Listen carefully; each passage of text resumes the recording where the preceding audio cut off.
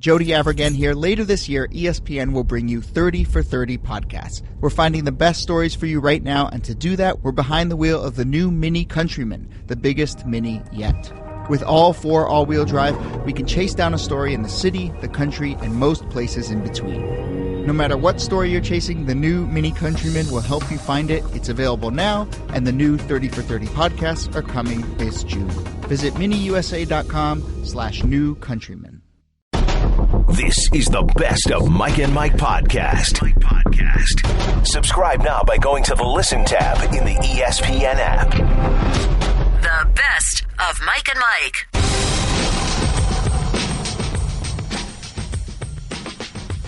We are back in better than ever. Mike and Mike, presented by Progressive Insurance. Our guests on the Shell Pennzoil Performance Line. A Friday in the middle of the summer, headed to the Midsummer Classic with the final pieces of the NBA puzzle being placed together, and the best part of the biggest fight of the year coming 6 weeks before they step into the ring. We'll get to all of that, but then, at the end of the day, the only thing anyone will remember is that Golic stirred his coffee with a pen and then put it in his mouth. We've got the video, and it's funny. It's all anyone is going to talk about. I'm not sure why that's such an issue. I mean, I don't... Isn't it issue? It's just something that everyone – it happened late in yesterday's show. Yeah. We were all of a sudden inundated. I guess I've seen you do it, but I've not given it much thought over the years. And then I guess yesterday on camera at one point it was captured, and we just started being inundated all of a sudden with tweets saying, did Golic just stir his coffee with a pen and then clean the pen off with his mouth? And it's just something that, generally speaking, human beings don't do. No, but I think everybody now and then is caught in a situation where they're, however, mixing their coffee, away from an area that has A, utensils, or B, a coffee stirrer. So you kind of have to make do. And I make do. I remember I did it one time. I have my reading glasses here with one of the ear holders. Yeah, whatever you the call arm them. Of the I used the that frame, one yeah. time, yeah. Yeah, I mean whatever's going to work. So you'll just stir your coffee with whatever's nearby. Pretty much. How about the finger of another person? Like if we just say, like, Bickler, come over here, stir Golic's coffee with your finger. Would you be comfortable with that? In a pinch, probably. Bickler, no. No. I mean, almost anybody else. That's a finger you want to stay away from. Yeah, that's exactly right. By the way, yeah. You know how some people have strange sneezes? Yes. So we're getting so I don't know if we're delving into just ridiculous minutiae. Oh, sure we are. And we do have really good sports to get to here in a minute. But we're getting you were in there. Normally you get your makeup done first, then I go, and so I come in here after you. Today it got reversed. So I was in here about 15 minutes before you, and I'm just getting my computer set up and whatever. And all of a sudden there's a sound that emanates from that area of the studio that initially I could not identify. Right. I don't even know how to describe it. It sounded like a car had run over a water balloon, and it had popped with sort of a strange gurgling sound. And I looked up and I said, what the heck just happened? And Bickler said, I sneezed.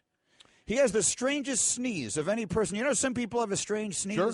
He has this. So I'm trying to get him to sneeze now. Well, so everyone can hear. Is there any way that you can mimic that sneeze? And not really. Mimic the sound. No, it makes? I know what you're asking me for, and I can't do it. It's like a gestort. What? It was a snort with a st in it. It's hard to. I can't put it in any words. So it's something we need to hear. Yeah, you have to hear it. So we got someone go get some pepper or something. Is that the best way? I mean, to make someone sneeze, does it still? Well, he says he has allergies that he takes medicine for. All right, go get a lot of pollen. Just throw it at him. Yeah, or just take his medicine away. One way between now and the end of the show, we got to capture on camera with audio Bickler sneezing. So make sure, Bickler, if you feel another sneeze, do it into a microphone. Yeah, be ready for this. At any moment, literally, we could have major news going here, but I'm going to break into programming at some point this morning if I receive word that Bickler is going to sneeze. And I would say, Bickler, if you're going to do it, run and sneeze into Greeny's microphone. Under no circumstances should you do that. Off the top. All right, let's go here. Friday today is a busy day at Wimbledon, and among those on the court will be Rafa Nadal and Venus Williams. Yeah, Nadal right now, he has won his last 25 completed sets in a Grand Slam. Most completed sets won.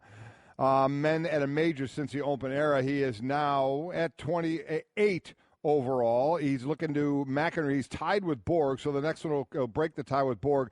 McEnroe's at 35 and Federer at 36 as far as how many are winning there. Andy Murray, how about this? Could reach the round of 16 for the 10th straight year at Wimbledon, which would match Roger Federer. It would be behind Jimmy Connors, did it 14 times. Venus Williams is the only remaining former Wimbledon champion left in the women's draw. 37-year-old, chance to become the oldest woman to reach the round of 16 at Wimbledon since a 37-year-old Martina Navratilova in 1994. We're all rooting for Off Venus the top, today. the All right. top. Age is served in the NBA as well. Dirk Nowitzki and Vince Carter will both be back to play their 20th NBA season. Really incredible. Dirk signs a 2-year, $10 million deal to stay with the Mavs. Will be his 20th, as Greeny mentioned, making Nowitzki and Kobe Bryant the only players in NBA history to play at least 20 seasons with one franchise. It's the two of them at 20. Tim Duncan played 19 with the Spurs. John Stockton played 19 with the Jazz. As far as Vince Carter, both these guys came out in the 98 draft. I had Hembo looking up in the other major sports the 98 draft, see how close people were to still playing. Do we think there's one? We won't tell Greeny. In baseball that you mentioned, one notable that's still playing. And is there no football player left? Football, we just missed a couple. You had Peyton Manning. Right. You had Woodson, Charles Woodson. You had Matt Hasselbeck. So they were close, but they're done. There is a baseball player who was from that draft that is still playing. But how about this? Vince Carter signed a 1-year deal with Sacramento. The new rookie teammates he has, Harry Giles and De'Aaron Fox. Now, again, Carter came into the league in 1998. Harry Giles, De'Aaron Fox weren't even 1 year old at the time, and Justin Jackson was just 3 years old. So really just amazing. And the two of them are those two, and there's 5 others who have played at least 20 years in the NBA. The most is Garnett, Robert Parrish, Kevin Willis played 21 years, and then Dirk, Carter, Kobe Bryant, Kareem at 20 years. Off the top. Last night, Chris Sale struck out 12, coming in a 4-1 loss, but the number of strikeouts for Sale continues to be significant. Yeah, it is somewhat ridiculous what he is doing and how well he's doing. It struck out 12. It marked his 12th 10-strikeout game this season. The only other pitcher to reach that mark by the All-Star break was Randy Johnson and Nolan Ryan. By the way, Randy Johnson did it 3 times. 1999, 13 times. 2000, 13 times. 2001, 14 times. Nolan Ryan did it in 77, 14 times, and in 73, 13 times. So those are the only 2 guys ahead of Sale. Off the top. And finally, Rudy Gay back to basketball, and the Spurs have a 2-year deal. And that makes sense to me. There's a guy who looking for a place that he can finally go and try and win in San Antonio. You know, that last team that didn't really add anybody. No, it's a guy coming off missed the last 41 games, blew his Achilles out. So that's what you're coming back from. He is 30 years old. So certainly you want to see how he's going to come back from that. Will be interesting. But, San Antonio, just, make those moves. They're the team that's always there, and you wonder what you get out of Rudy Gay. Again, his deal and the deals that are going around. Forgetting him, Rudy's been around for a long time, but some of the other money going around has been pretty incredible. Absolutely. And that is Off the Top with Mike and Mike. It's presented by Progressive Insurance. They'll compare rates for you so you get the best deal, even if it's not with Progressive, saving you time and money. Now that's Progressive. Call or click today. We'll try and figure out what the new NBA math is in a moment. But first, I had to begin with this. My career-long beef with weather had a good night last night. Did you see what happened in the game between the Nationals and the Braves? They had a 3-hour no-rain delay. It barely rained. It sprinkled last night. They didn't even have to put the tarp on for most of it, and then when they took the tarp off, it was bone dry. They delayed that game 3 hours. It finished at 1:30 in the morning in front of friends and family. Yeah, basically you got 15 minutes of rain is what you got. It downpoured for a very short time. Then there was a light spray, and that was it. And then there was people, they were showing fans sitting there in like shorts and a T-shirt dry and no game being played. So, I mean, it reminded me of in areas where there's snow, and you see it here in Connecticut, which the state here with snow days is a joke. But the weatherman, I really think, are in cahoots with somebody because they tell you how bad a storm's going to be, and immediately schools cancel the next day. And the next day, parents are looking out the window and going, what the hell do we cancel school for? Now I got to do something with my kids because there's no snow on the ground. So, I mean, you just get thrown by that whole thing. Well, look, again, my long-standing beef with the people who do the weather on television, I come by it honestly. I was a local sports guy, and I'm telling you right now, in local television news, the sports people hate the weather people because the weather people are the golden children, and sports is the afterthought. And like in sports, I could have had a sit-down interview lined up with Michael Jordan that he was going to acknowledge to me things that he had never spoken about before. And then if all of a sudden weather came in and said, going to be windier than usual. Sorry, sports loses their truck and we're cutting you 45 seconds. Yep. Just put the score panel up. They live for weather. But the weather people do this by embellishing. They embellish what's going to happen. Mm-hmm. So it's never going to be windy. It's going to be unbelievably. It's going to be a tornado, gale force winds. That's how they do this stuff, and that's how they wind up taking all the time and resources away from sports. I agree. I mean, around here, whenever my wife and I are driving around, we see a branch on the ground. We know a news truck will be there eventually. Of course. And talk about just what made that branch fall from the tree. They have to document it, and in a perfect world, find someone who was almost hit by it. It is amazing, but they just said a weather system was coming through. They were basically holding off because of that. There was light rain. That was it. The tarp was dry when they took it off. Everybody was dry. It was somewhat stunning for a game, as one player said. I'm talking to you at 1:30 in the morning for 10 minutes of rain. Yeah, it was Gio Gonzalez who said ridiculous, that. Yeah. 15 minutes of rain. I'm talking to you at 1:30 in the morning for a 15-minute delay. It was delayed 3 hours and 5 minutes. As a reward for fans who stuck around, Washington gave away free soda, ice cream, and water. Oh, free water. Well, they needed water. Do they charge when you go to the water fountain? I don't know. Did they throw water around to make it yeah. look like it had rained on the field? Because they didn't have to. So there you have it. So my lifelong, or certainly at least career-long beef with weather people had a good night last night. That was one for you last night, no doubt about it. No question about it. Lord knows I've never gotten a prediction wrong.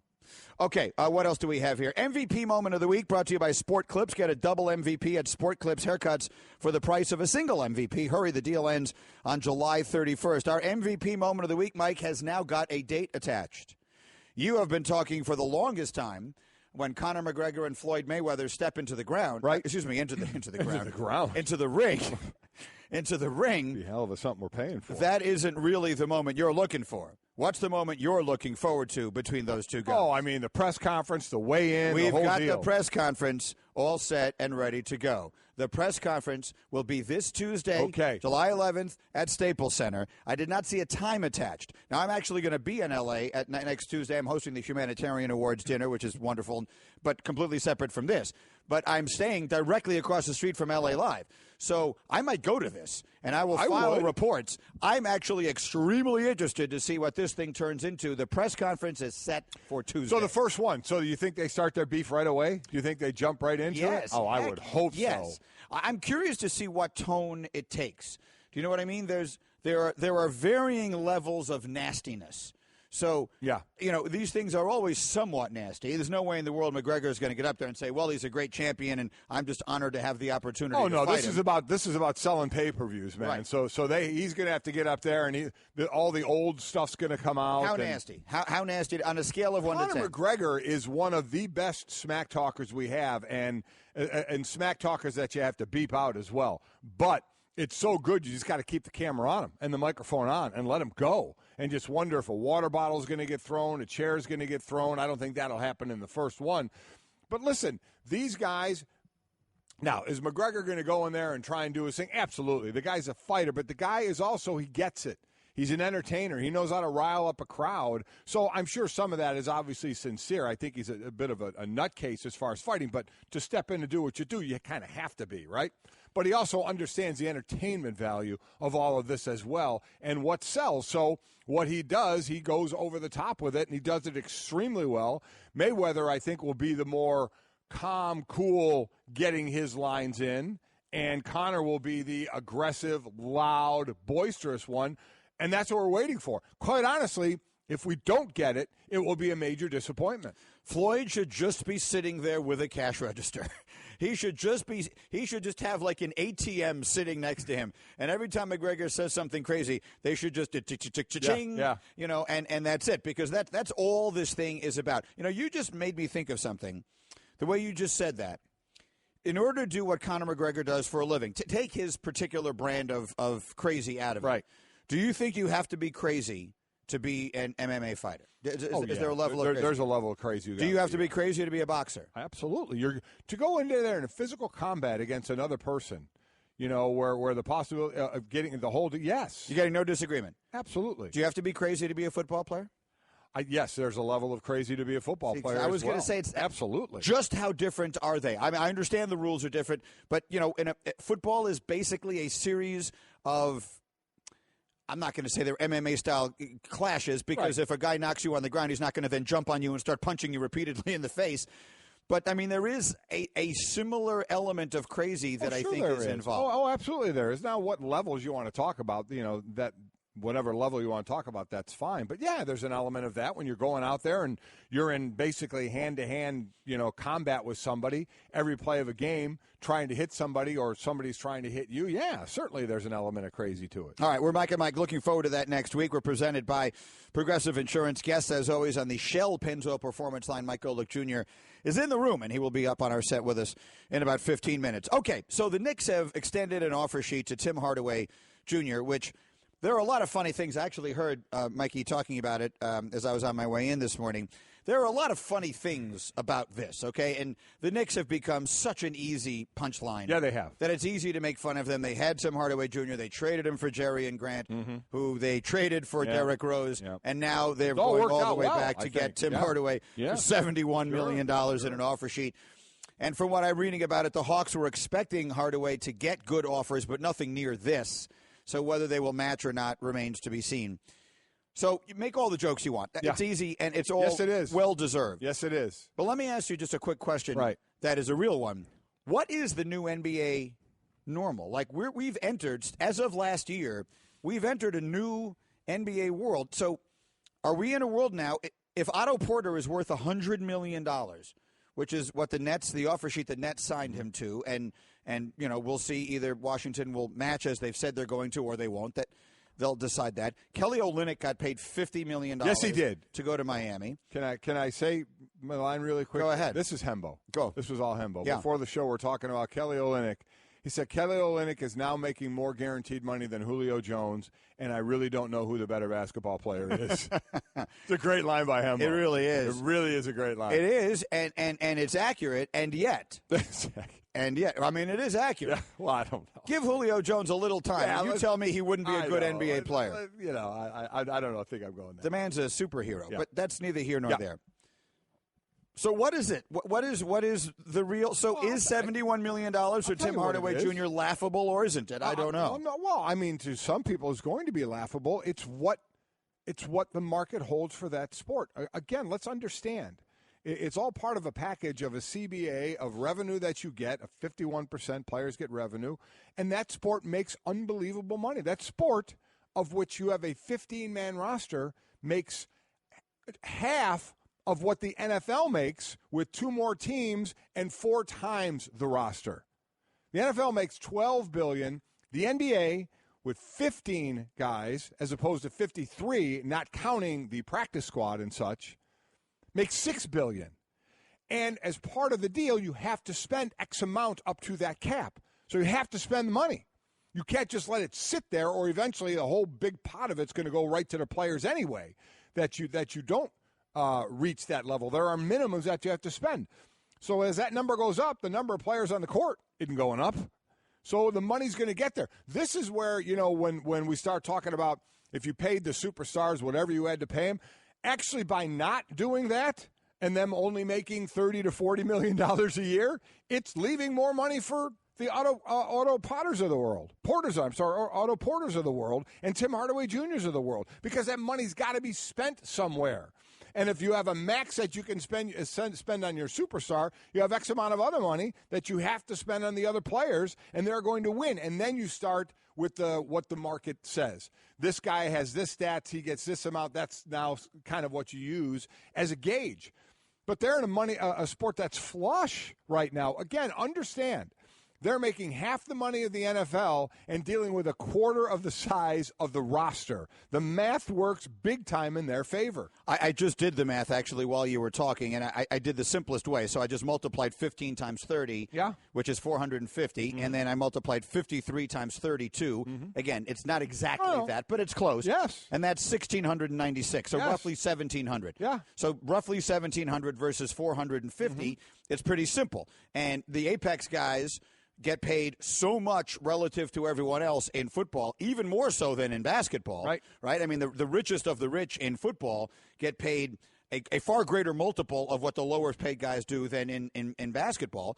So it's pretty simple. Outside of just a very select few, the basketball guys are going to get paid so much more money than the football guys, and that's just the reality. And the baseball guys, too, in a sport with no salary cap and an enormous amount of money. And then if you really want to get after it, you'll pay somebody more because you can pay a luxury tax. Football, you can't. Right. It's another thing. You are locked by the hard cap. In basketball, you can say, you know what? We're going to pay even more. We're going to bring in another guy and pay him more, and know we're going over and write that check because we may get a championship out of it. So to spin it all the way back to where I meant to begin this conversation, do we really make fun of the Knicks for this offer? Is this a ridiculous contract to be offering Tim Hardaway? The way they got there obviously leaves you some laughs, but they are where they are. Forget money-wise. Is it a player that can help the team? I'm past the money stuff. I really am. I'm not going to be that old former player that says, oh, my God, look what they're getting paid. They're getting paid this because the leagues are flush with money and they're getting this money. I have zero problem with it. Now let's talk about forgetting the money. Is that the right player? Is this a player that's going to help this team? 25 years old. Can you build around him? He was with the Knicks once before. What I heard that Phil, even though he's not with him anymore, tried to call in and say, make sure you give him a no trade as well, because he got the 15% kicker, as well if he does get traded. Phil called and wanted to know how he fit in the triangle. Yeah, exactly. So to me, it's not so much about the money, but about the players. The player going to help. The money is going to be there. We all need to get past that, and understand that it's going to be there. Guys, you're going to just shake your head at saying, who is this player? As we said, Tim Hardaway Jr. is the second best Tim Hardaway to play basketball, and he's now making, $17 million a year. So I'm past the money. It's the player. Can the player help? Can the player be part of the solution for a team? That's more what I'm going to look at. Adam Schefter just tweeted, Michigan men, Tom Brady has 3 years left on his contract and $58 million. Tim Hardaway Jr., 4 years and $71 Now, remember, million. it sounds ridiculous. Tom Brady took less. Tom Brady didn't go for these deals that a Derek Carr deal or deals like that. So Tom Brady could have. Tom Brady would have gotten it. You should get it, but he took less, so it certainly is going to look like less. But the comparison of football and basketball, gang, just don't do it, especially if you're a football player. It'll make your head spin. The best of Mike and Mike. All right, here we are. Mike and Mike presented by Progressive Insurance. Our guests on the Shell Pennzoil Performance Line. We are Mike cubed this morning in a variety of different ways. Mike Golic Jr. is here, and we're all dressed alike. That just sort of is what it is. I want to mention also that next Wednesday is a very special day every single year here for us, the 2017 SB Day auction to benefit the V Foundation for Cancer Research. Maybe the most important thing we do all year. If you go right now to ebay.com/ESPN, you will see, I think, an unprecedented list of experiences that are up there this year. Great stuff. I was looking through it yesterday. Basically, everybody here put something up there. So experiences with all different people, everyone you know from ESPN and almost everyone you know from across the spectrum of sports. And every penny goes to fighting cancer. So ebay.com/ESPN. I like how you jumped into that one, Mike. Trey and myself and Mike are doing an experience to come to the show like we've done for this show. Sure. Come to the show, and then after the show, do a barbecue. And then Mike offered to do the barbecue at his house. So it seems we're going to be going the winners to barbecue at Mike's house. I live alone, and I don't entertain all that much. Most of my friends are utter slobs, and I'm really worried about letting them in the vicinity of anything in my house. And so I figure, why not let a bunch of strangers? I have an air hockey table that, as a person that lives alone, can tell you is probably the worst purchase of my life. That is it's the saddest air hockey table. The young single guy, instead of a dining room table, is an air hockey table, which I think is awesome. I thought I was going to have a lot more people over, and then I realized I'm not that popular. I'm not that social. Most of my days are spent pantless watching Netflix. That's just my life at this point. Okay, of all the different tables you could have gotten, though, the air hockey is one that absolutely requires a second person. Like a ping pong table, you can put up that other end of it, and you can sort of play off the wall. And he has one of those, too. A pool table, you can certainly play and practice by yourself. Air hockey was an interesting choice. It's a good air hockey table. I mean, it's a good quality table. Good quality. He just... Do you eat on it? Do you use it as a kitchen table? No. I mean, it went months without getting touched. It is the world's saddest air hockey table. It is a nice summation of my existence at this point, which is isolated and often lonely. But when you get around a lot of people, very fun. There you go. My experience is golf. as you would imagine. I'm still stuck on the pantless watching Netflix all day. You can be part of that experience, too, if you play your cards right. You've pretty much described, well, whatever. Let's just move on from that. This is taking a turn. Mine is golf. You can play. It's an 18-hole playing lesson with my pro who I was just going to say, you're not giving the lesson, No, right? I'm just playing along and watching. But my pro, Dan Tisvanis, who, when I started working with him, I was a 24. And as of I have 2 more rounds that I'm going to play between now and the 15th. But at my the next time that my index updates, right now I'm trending to be an 8-6. So I'm really getting somewhere. And this is all because of my pro. So you can take an 18-hole playing lesson with him. We'll play at Bayonne Golf Club. Take a private boat to get there. It'll be you and a guest and Dan and me. It's an 18-hole playing lesson. I'll just play along. Cool. Yeah, I might start bidding on that. I could use some help. He is the man to help you. And I'm amusing. And as Golic can tell you, I'm mentally fragile. Just people ask me the most frequent question I get when I'm on the golf course. People, Greeny, how you doing? The most frequent question I get is, does Golic play? Does he like to play golf? And I always say, Golic likes to play. I would describe you as one who likes to play. Playing. It's not, you don't love it. It's not in your blood. You enjoy playing. But for people like me who take it much too seriously, you are the worst person to play with. Golic is the guy who, if there's water off to the right, will yell, not in your backswing, but after you've addressed the ball. Yeah, I mean, I don't do what's completely wrong. But $50, you put it in the water. Which everyone will tell you the key to training your mind is not to even acknowledge that the water is there. But I thought there was all that. My thought was there's all kind of gambling. Like we just went on Monday the 3rd. Yes. Me, you, Mike Periano, and Alex, Mike's son, Alex Periano, and Alex and I were right next to each other about 100 yards in, and he was the first to say, let's put money on who's closer to the pin on this shot. No, that does happen all the time. Okay. Who's closer to the pin is one thing. So what's wrong with $50 you miss it. $50 you put it in the water, not in the green. What's the difference? No, because it's something Rodney Dangerfield would have done in Caddyshack, and it's not something that I'm interested in. Well, and once you establish money on the round, like if I'm playing you for any cash amount on the hole, best believe I'm going to remind you that water's there. If you're the better, it's like playing in a mutter. I have to drag you down to my level if I'm on the golf course because I'm out in the golf course because I like to drink outside. Is there anything wrong with that? No, but it's why I don't like playing with you.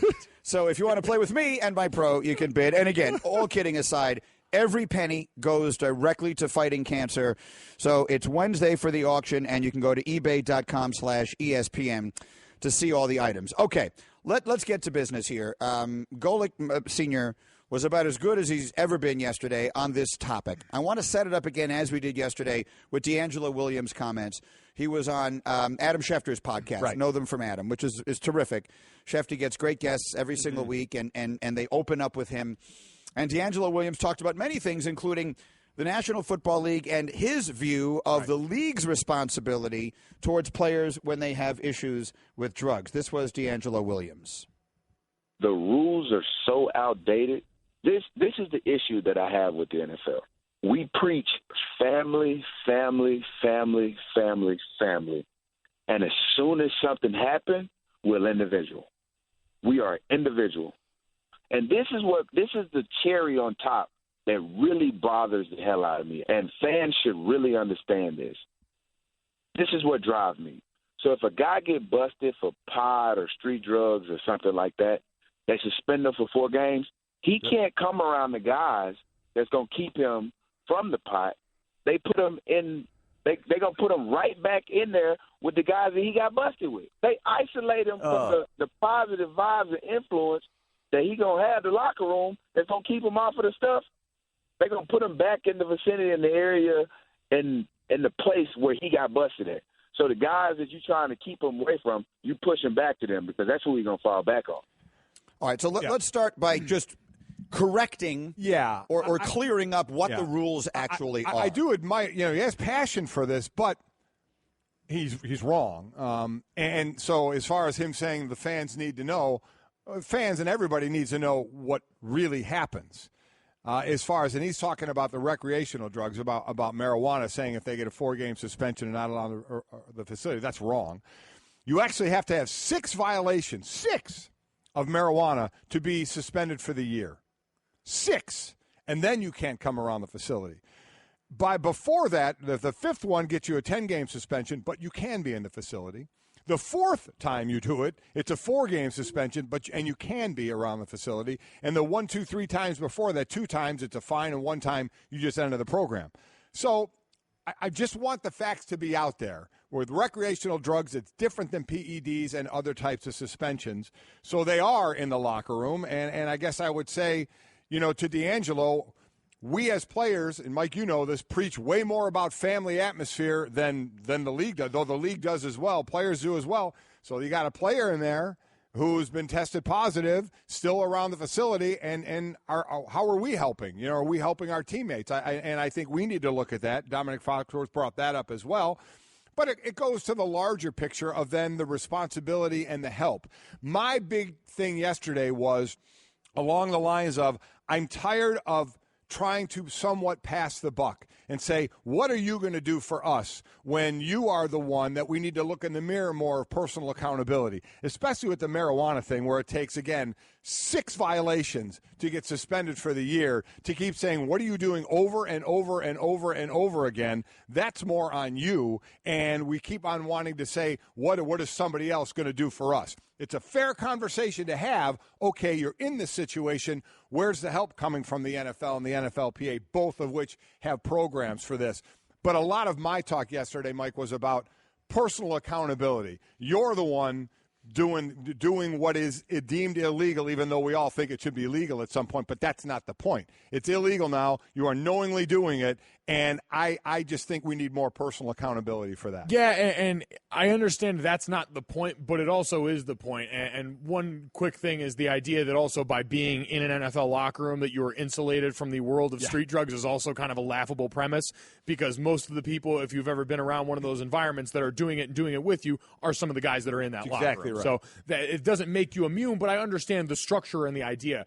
And that's what it's really about, to your point. That's why I say it's not the point until it's the point. Yes, I believe personal accountability under the set of rules, but we hear this in a larger societal sense about low-level drug offense laws, where it targets a specific group of people at a really, inordinate rate to the point where it seems unfair and it seems like it is targeting. And we have a rule right now where we're talking about getting guys help and doing something on a rule of something that we're talking about and starting to slowly admit is a lot better for you comparatively than the opioids you're being prescribed in that same locker room. And so all of a sudden we're talking about getting guys help for something that's not as bad as something we're prescribing them on the other end. Then at some point that is kind of on the larger system in place to say we've got a structure that's putting these guys unnecessarily at risk of getting out of the one place where maybe these guys, the skills, I heard Dominique talk about it the other day, that myopic mentality that you've built your skill set and your lifestyle around this particular sport, and you've got this thing that comparatively is the lesser of two evils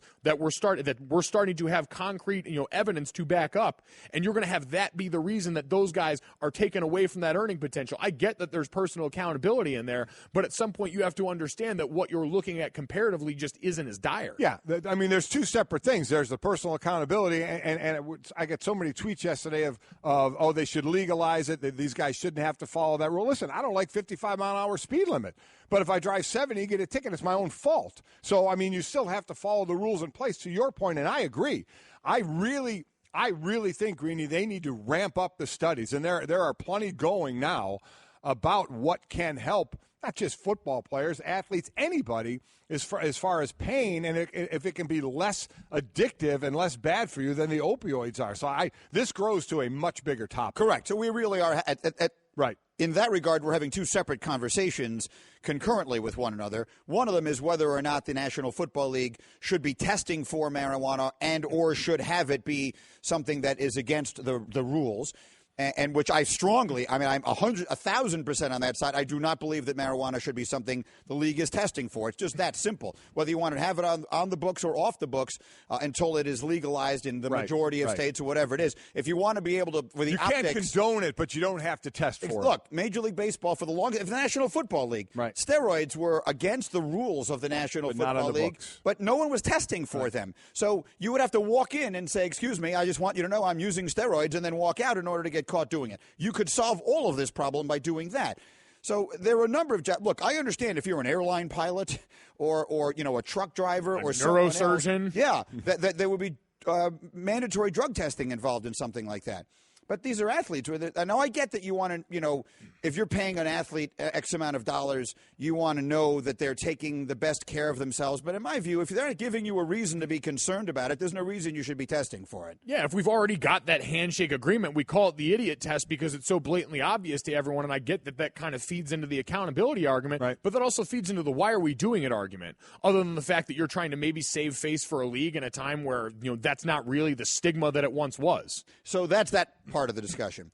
The more interesting, well, maybe not more interesting, but the also interesting discussion that we really got into more yesterday was the issue of personal accountability versus the responsibility / obligation of, in this case, a professional sports league, which is a multi-billion-dollar operation, or an employer, a major company, a la the Walt Disney Company, whom we all work for, ESPN, whom we all work for, which is also a multi-billion-dollar organization, down to much smaller groups. What is the obligation because I got a million tweets from people yesterday, I don't know this to be true, that said, if I get caught using drugs, I get fired from my job. No discussion, no talk about it, no nothing. Now, I don't know what jobs those are. I think there's a lot of jobs where I think that happens. Well, again, so which jobs? And what jobs are people being drug tested that they would get caught? I don't know if it's normally so much drug tested because a lot of these guys aren't they're getting caught with marijuana. They're getting pulled over for speeding, and then there's the smell of marijuana. There's marijuana in the car. So they're getting arrested. And then the arrest, they don't end up going to jail for it. But that, to the league, is you're involved with marijuana. So it's not always getting caught testing for marijuana. I understand that, but the involvement with marijuana is something that is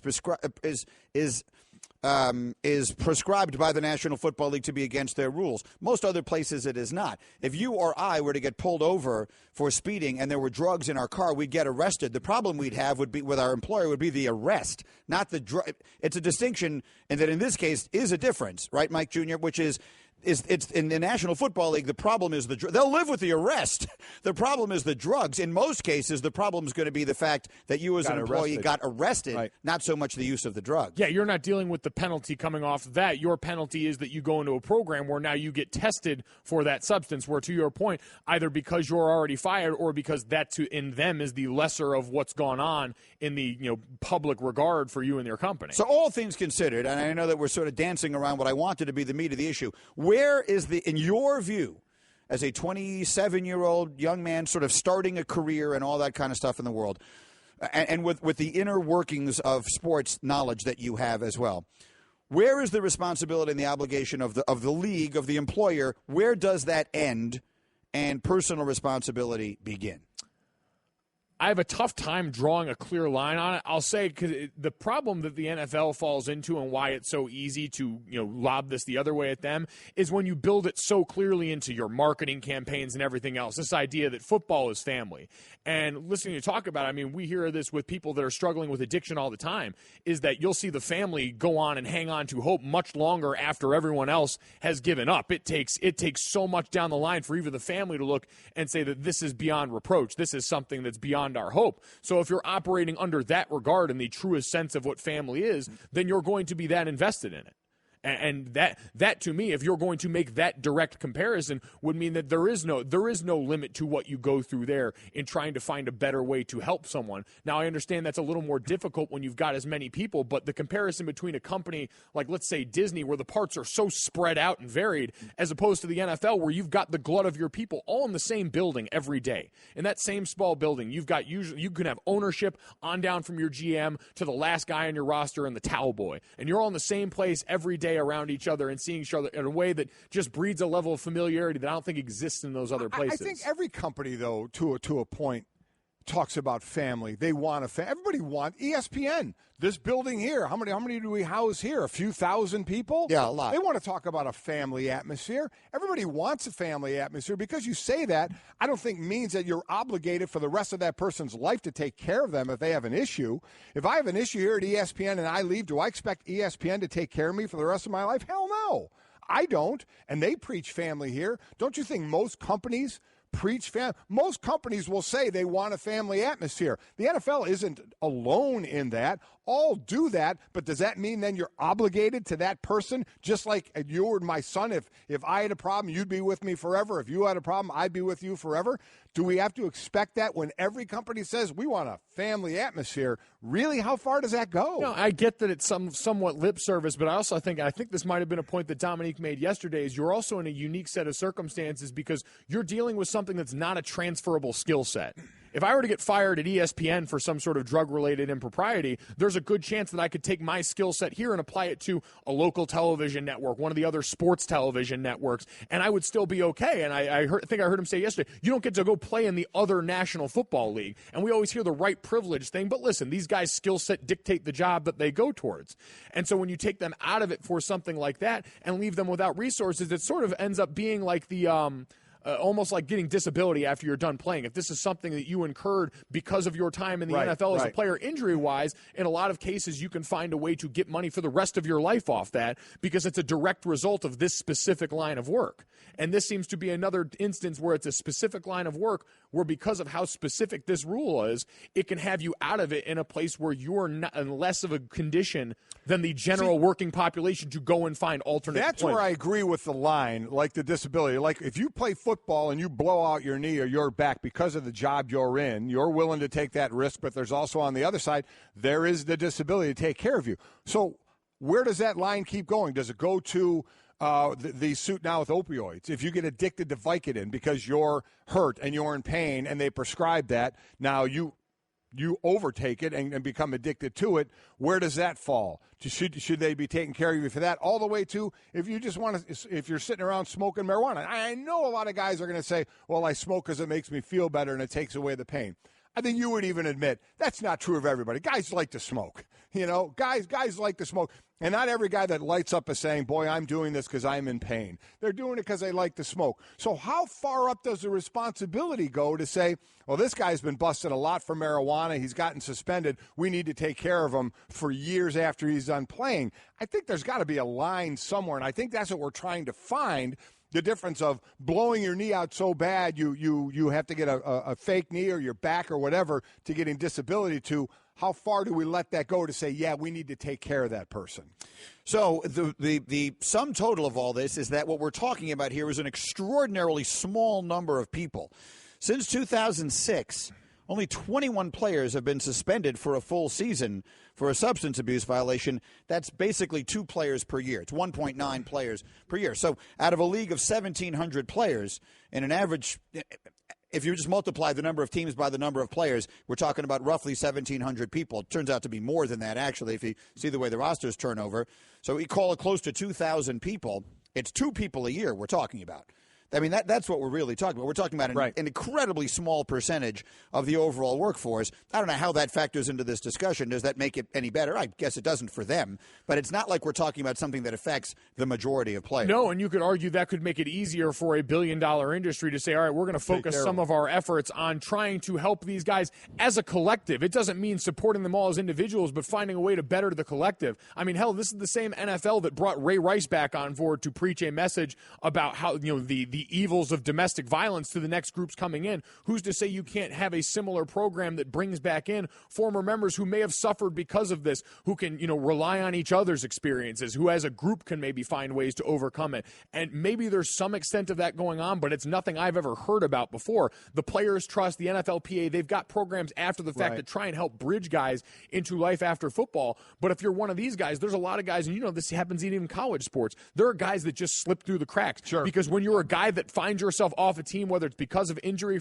or suspension, it's very easy to just say that guy's not our problem anymore and forget about him. And we wouldn't do it if it was an injury. So why would we do it if it's someone that's potentially sick and addicted? So it comes back to all the way back to your question, Greeny, which I don't think there is a hardcore answer for. When somebody does do that, how far does the obligation go?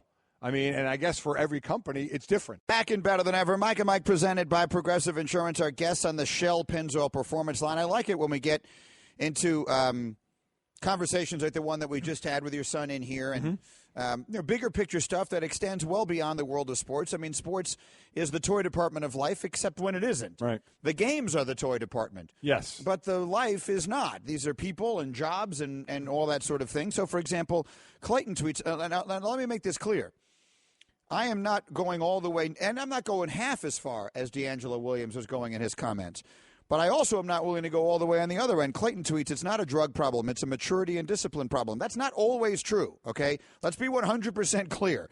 Let's not just paint this with a broad brush and say there are not people out there who have serious problems they themselves are not able to control with drugs and alcohol addiction. That is a significant problem that goes well beyond sports. Yes. So this is not just a maturity and discipline problem. That's not fair. That's part of it, but that's not everything. No, you can't just use the broad brush there and say it's one and not the other when it's definitely somewhere in the middle. Now, the other side, and someone whose handle was crossed out here, so obviously it was naughty, tweeted at us, when I leave a job, I'm forgotten. That's the real world. Millionaires don't need coddling, too. Now, so the envy relative to the amount of money the professional athletes make always enters into this discussion.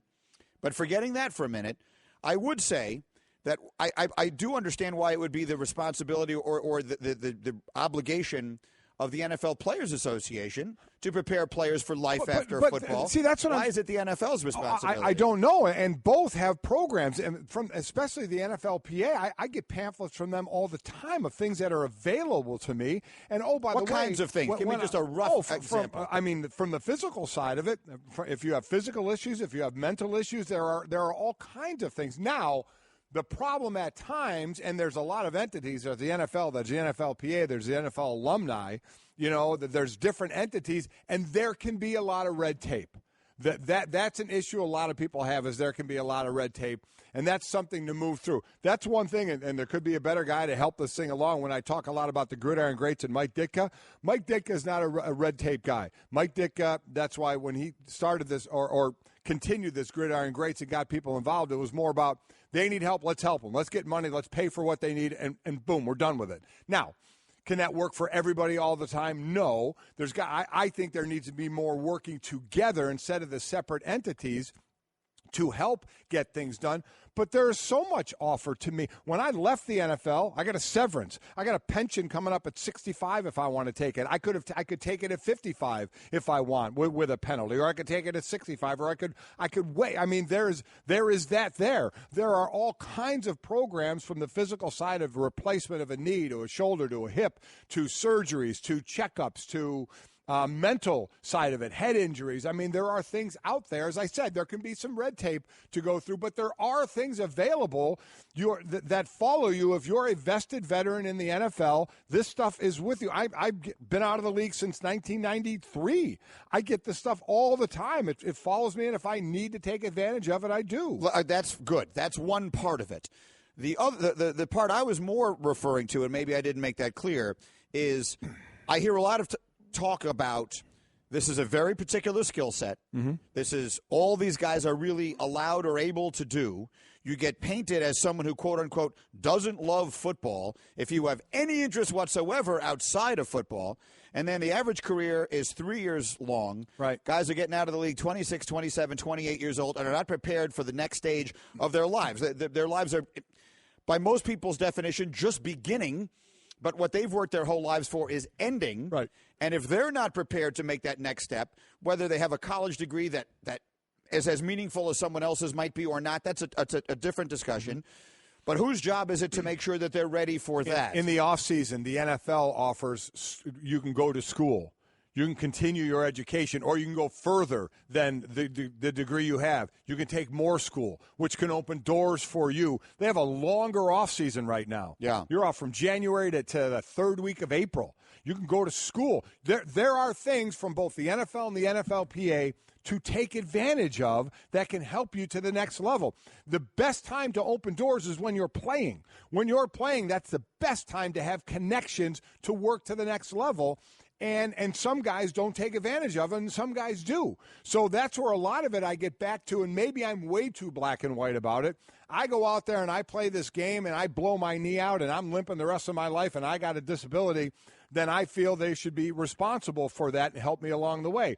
I don't take advantage of some of the things both NFL and NFLPA put in front of me to help me prepare. I don't, when I'm in school, get my degree. I choose to do something that's illegal. I don't take advantage of something in the off season. why am I going to look to them to say you didn't do enough for me if I didn't do enough for myself with some of the resources that are there? I'm not saying they're the greatest resources in the world and there's everything out there, but there are some resources there. There are things for players to take advantage of that some don't. So the picture being painted that neither side, NFLPA or NFL, doesn't prepare these guys at all who choose to go through this line of work, I think is a misrepresentation to both the NFLPA and the NFL. I think there are things out there for them to do. Can they do better? Can they all work together better with the other entities as well for the players moving on and former players? Yes, but there are things that are there. All right, it's a good discussion. Please keep the reaction coming, and we'll get back to it as we go. Meanwhile, there's something else. I read a column this week that I found really interesting, and I want to get into it here with the woman who wrote it. Sally Jenkins, our friend from the Washington Post, joins us on the Shell Pennzoil Performance Line, and it has to do with the topic of the week, which is guaranteed contracts. Right. All this money getting thrown at all these basketball players and the football players saying, where's our piece of that? Sally, good morning. How have you been? Hi. Very well, thank you. Good. So right there in your town where you work and cover sports, you've got the guy who could change everything, and that's Kirk Cousins. Dominique Foxworth brought it up himself yesterday here on our show, that the big stars in pro football, whether fans recognize this or not, really never get to true free agency. The guys like the Andrew Lucks, and we just saw it with Derek Carr and others, they get tied up for long-term contracts before they get to a true free agent period and thus never have the total leverage that we see baseball players and basketball players have. Kirk Cousins could be the first test case of someone who genuinely does have that. And you wrote a piece about how if he wants to, Kirk Cousins could change the landscape of football as we know it. For those of us, for those in our audience who didn't get a chance to hear it, could you sort of give everyone a sense of what it is that you wrote? So Kirk Cousins bet on himself last year when he turned down what was a fairly insulting offer from the Redskins and preferred to play under the franchise tag for $20 million. So the Redskins are now in the position of having to either let him go or tag him again. So they tag him again, this time for $24 million. So Kirk Cousins has made basically $44 million in good, hard cash money from an NFL owner, which almost no one in this league does. Because he was willing to actually call their bluff and not take, a deal that was worth more on paper than it is in real money. And I think, the NFLPA, which you've just been talking about, and pretty much every agent in the business is hoping that Cousins will continue to call the Redskins bluff, remain a year-to-year player for high guaranteed money unless someone comes along with a deal that's going to offer him as much as he can get from franchise tagging. That's the short version. Do you think this is going to happen? Do you think we talk about Kirk Cousins, but guys with the power, especially young players, a Khalil Mack. We just saw Derek Carr get his deal, but a Khalil Mack, maybe someone who's not a quarterback, start something like this. Well, so there's been a couple of guys who've gotten maybe, a little bit more than 50% of their contract in guaranteed money or big signing bonuses, but it's very, very rare. I think there's maybe only two players whose NFL contracts, pay about 50% of what's written on the paper. The fact of the matter is that these deals are really only good for about 2 years, and after that, as Andrew Brandt, who was VP of the Packers, says, after that, what the contract really says is, we'll see. There's this weird cultural deal. Tim Hardaway Jr. is going to make more money than Tom Brady because of the structure of contracts in the NFL, because there's so little guaranteed money. The owners, it's a culture in which the owners put all the risk on the players, whereas in the NBA and Major League Baseball, the owners assume more of the risk and the players get much higher guaranteed money. Now, some of that is the size of the rosters in the NFL and the salary cap don't really allow for as much guaranteed money. But still, there would certainly seem to be enough room for the owners, if the players are willing to force their hand, for the owners to pony up more guaranteed money than they're currently doing in the NFL. So force their hand obviously becomes the operative word. And we heard Dominique Foxworth, we had him yesterday, saying, and I'll paraphrase, the NFL players better be ready to come to the table and better be ready to fight fire with fire, which is to say, they have to be willing to go away for a while. They have to actually be willing to lose games to where they're actually making a significant dent in the owners' pocketbooks, which are much deeper, and all of the rest, as we know. We saw them cave last time. We've seen them cave repeatedly, and the average NFL career is only 3 years, so players are going to look out for themselves in this minute and not the long term, the way we've seen them do so successfully in baseball. Do you think we will see the football players come with a different attitude when this thing comes up again in 21? If they do, it's going to take a hell of an organizing effort on the part of D. Smith, or whoever the NFLPA president is at the next, or director at the next collective bargaining, because you've got 1,400 guys with like hugely different interests and different, pay grades and skill sets, and they actually are not a very cohesive bargaining unit. So organizing those guys, let's face it, most of the players who will be involved in the next collective bargaining will not have been around for the last collective bargaining. The membership turnover, for one thing, with the NFL Players Union is a huge problem. There's no institutional memory. So, D. Smith is in the position of asking guys to go on strike for future players. Go on strike to win benefits that they may not even be around to collect. Well, yeah. That's the difficulty. I mean, that's the reality for the NFL union. They're a very weak union in that regard. They have some inherent flaws. And they're negotiating against the NFL Management Council, which has a very, very small, cohesive group with exactly one goal: control costs. Mike and Mike, presented by Progressive Insurance. Sally is with us on the Shell Pennzoil Performance line, taking synthetic motor oil performance to a whole new level. Make the switch to Pennzoil Synthetics today. I happen to have sitting to my left someone who went on strike. Mike, you were a player in 1987. The league went on strike. You were one of the most pro-union guys, up to and including there was a picture of you in USA Today. Oh, yeah, throwing rocks at a bus of the other replacement players. So what was it? Do you believe that NFL players will fight for things that may actually only benefit future NFL players, and much more so that it'll benefit themselves? I, with all my heart, would love to believe it would happen, but Sally is 100% right. It's 100% right. The next bargaining is 2021. The turnover in that league, guys are basically, I'm going to get mine right now. You know what? And I can't blame them for a lot of that because the career is so short. So it's tough to say, hey, sacrifice what you can get now for what you can get a little bit of later, but you're going to help the next guy. That's not going to compute. And there's too many players. Sally's right. I've been in these meetings at the facilities where you get all the players meeting with the rep for your team, and a lot of it the players don't listen to. They just say, whatever the rep says, I'm good with that. So they're not it's a larger group. Of all the pro sports, it's the largest group of players. And it's very difficult to get them all listening and all on the same page. I wish it could happen more. And then you're fighting the fact that you don't have as deep of pockets as the owners. And we found that out when we struck. There were 4 replacement games. We started having, as soon as the first star crossed the picket line, we were done. We were at the guys making the most money in our league cross the picket line. It's over. It's over. So not only do you need them to be in it, but everybody needs to be in it at all times. And unfortunately, I just think it's going to be very, very difficult for them to do. Mike and Mike, so Sally. Let me Go ahead, Sally. So this is why Kirk Cousins is important because, the union's going to have a hard time breaking the seal on guaranteed money short of striking, which seems very unlikely, right? Yeah. So what's the other way to get guaranteed money? To have guys raise the ceiling in individual negotiations, which is what Kirk Cousins and his agent Mike McCartney are doing right now. And so if Kirk Cousins has the stomach to leave $50 million on the table because he genuinely believes he's entitled to $10 million more a year in a free market, in an open market, if he's only willing to test it, that's a very interesting decision that could really impact the pay scale for everybody. If Kirk Cousins can command more guaranteed money in this negotiation, so can everybody else.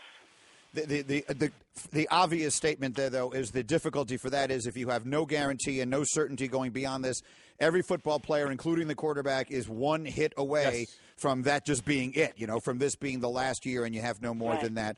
Looking forward to it. Sally, quickly, on the issue of the NFL, we've been having a conversation here the last day or two about some comments that D'Angelo Williams made regarding the league's stance on marijuana usage. And it turned into a whole thing about personal responsibility and what is the league's obligation to players if they're having problems and all the rest of that. Big picture, what is your take on the league stance on marijuana? Do you think that it will change at some point in the near future, and all of that if you've been hearing the conversation that's gone on here the last 2 days? So my personal take is it's almost criminal negligence on the part of the league office when this league is mired in the middle of an opioid crisis. When this league is mired in the middle of a brain damage, a dementia, a neurological crisis, there's a huge body of clinical evidence. The NIH has whole papers showing that marijuana and THC are neuroprotectors and can actually halt brain damage. The lack of homework on this issue by the league, the lack of, it's all PR. It's never about what's really best for the players. It's always about what's best for Roger Goodell's image. Mike, what do you think about that? Well, I think we're at a point now where a lot of times the NFL could take the lead because they're the most popular sport out there. And I think they unfairly get bashed at times? Yes. Do I think players get unfairly bashed? I think just because of the stature both sides are in, sometimes that happens. Do I think this is a situation that needs to be looked at carefully, and I wish the NFL would take the reins on this thing and say, not only forgetting the fact of what he attempted, because this again is a separate conversation of what we're having about the marijuana policy and all that, forgetting the fact whether it would be legal or not, but actually using it for good. We're not just talking about not testing for it anymore or not caring about testing for it. We're actually talking about using it for good, using it for pain instead of the addictive opioids that are out there right now. So this is a whole separate conversation that you would like to say, the NFL, you're the most popular sport out there. Grab the reins on this one and say, you know what? Damn it, let's do this research. Let's find out if we can do this and find out that this will help players more than opioids that they're taking right now. But unfortunately, at this point, that's not the case. Sally, final word. Well, I just, again, homework. Why is the league always behind on these issues instead of in front? They've got $14 billion in revenue. They're the biggest revenue driver in pro sports. They have the wherewithal. They're a New York City-based a mega corporation. They have the wherewithal to be out front, and why are they always a step behind? Sally Jenkins, Washington Post, again, the column this week, very interesting about whether Kirk Cousins has the ability and has the desire to change contracts in the NFL as we know them. Sally, it's a pleasure, as always. Enjoy the summer. We'll talk to you again. Thanks, guys. Thanks, Sally. That's Sally Jenkins. It is that is one that I'm fascinated by, and I need to do a little more looking into it. My stance has always been, and as of this moment it hasn't changed, the league should just stop testing for it. I don't see any obvious benefit to them testing for it. If they're worried about whatever the optics are of legalizing it, and that isn't the actual term, then just stop testing for it and get on with your day. Again, it's two separate things to me, and that's the minor one. That's the minor one, whether we're testing for it or not, whether someone should get busted for that, should they get suspended. Can it help? Can if I can take some, and I don't understand a lot. As I said, again, when I was at the Gridiron Greats thing, and Kyle Turley was explaining this, and I've heard others, doctors were there explaining. Give us the best summary of what Kyle Turley said that you can. Basically, how you can use marijuana in some form of it, right, to help with pain. And I don't just mean just sitting there smoking every single day, but variations of using it for pain instead of opioids. I've said this other times, if I were to ask a doctor, I'm going to smoke one cigarette a day, take one drink of whiskey a day, take one Vicodin a day, or smoke one joint a day, list me worst to first, of what's worst for me and what is going to affect me the least. And I think we may know the answer of what would affect you the least. So if it can be used, not only used, but think about what it's replacing. Now you're replacing the opioids. But see, here's the other side of it. You're also running a big corporation, and take any corporation out there. You have to think of backlash, right? You have to. You can't just say we're the biggest and the best, so we're going to do whatever we want, everything else be damned, because it might affect your bottom line then. And businesses are allowed to think of their bottom line. Think of the public backlash if all of a sudden the NFL were to say, we're done testing for marijuana, and not only that, we're using it for pain. There's going to be a lot of people that would applaud them, but you know as well as I do, there'll be a ton of people that would maybe be done with them. There would maybe be advertisers that would stop advertising. So the NFL or big company have to make a decision. Are we willing to go down that road knowing some of the backlash we may get, which may affect our money, which, again, corporations are allowed to think about. That this isn't a nonprofit. They're making money on this, and owners are making money. But, I mean, just me sitting out here now, listen, I grew up a guy, I didn't, the way I was raised, I didn't have tattoos, I wasn't going to get my ear pierced, I didn't smoke marijuana, but, okay, that's when I was a kid, and that's kind of how I was raised. Things change. If I see now that marijuana should just be legalized, I get it. But forgetting that, to me, again, that's the minor part. If you can actually use it to replace things that have been addictive like the opioids, and we can do that, why aren't we? As I said, I know there are the pitfalls to it, but, man, that seems like in a game that's full of pain and in a game that's full of these pills, and they work. I've taken the pills, and they work for me. I didn't get addicted to them, so I'm not in this lawsuit. They didn't affect me. I took them, I used them, and they did work. But I understand that they can be addictive as well. I get it. And if you could find something that isn't and helps you just as much or more, my God, how do we not look into that? Well, follow the money and see where it goes. There's a lot of money in Big those, pharma. A lot of money in those drugs. Yeah, there is. If you don't think that's part of this conversation, then you're not paying attention. The best of Mike and Mike. By the way, just speaking of baseball, I mentioned baseball season hitting the midway mark. And you can tune in tomorrow. We got the Indians and the Tigers presented by T-Mobile. Coverage begins 6 Eastern on ESPN Radio, ESPNradio.com, and on the ESPN app. We're going to get Bobby Marks up here in just a moment, our new NBA insider, and go through some of the NBA moves with him. But just a good discussion and that we had with Sally Jenkins and with Dominique Foxworth yesterday, and your son as part of it this morning as well. And one of the interesting things is, where is the obligation? Take the marijuana issue out of this now for a minute.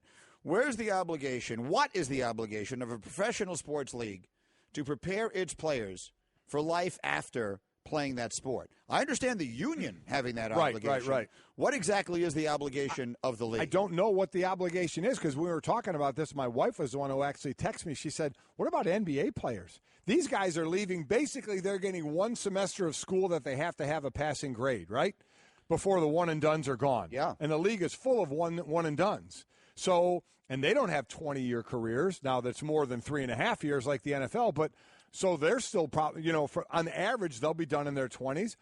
Are they prepared for life? Is the NBA supposed to prepare them? I know they're making millions, but we showed the 30 for 30. It was called broke. Yeah, a lot of guys lose their NFL money, and NBA players are broke 3 years after. Is that the responsibility of the NBA, of the NFL? Is it more the responsibility of the players' associations for both of those?